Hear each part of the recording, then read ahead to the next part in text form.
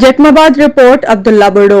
जैकमाबाद में क़ौमी अवामी तहरीक पारां मुतालबन जी मञताला एहतजाजी मुज़ाहिरो।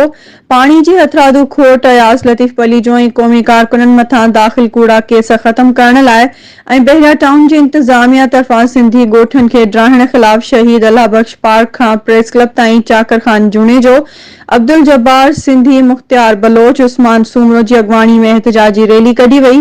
रैली में सख़्त नारेबाज़ी कई वई। अॻवाननि ख़िताब कंदे चयो त अयाज़ लतीफ़ अली जोई क़ौमी कारकुननि मथां दाख़िल कूड़ा केस ख़त्म कया वञनि। सिंध खे हिसे मुताबिक़ पाणी फ़राहम कयो वञे।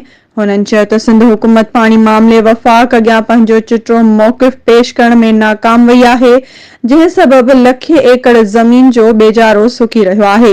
हारी तबिको फ़ाक़नि समेत कंगाल थी वेंदो। बहिरा टाउन स्कीम खे ख़त्म कयो वञे। हाउसिंग स्कीमुनि जे नाले ते धारिया आबाद करण जी साज़िश कई पई वञे, जंहिंखे फिलफोर बंदि कयो वञे, न त ॿी सूरत में सॼी सिंध में एहतजाज कंदासीं।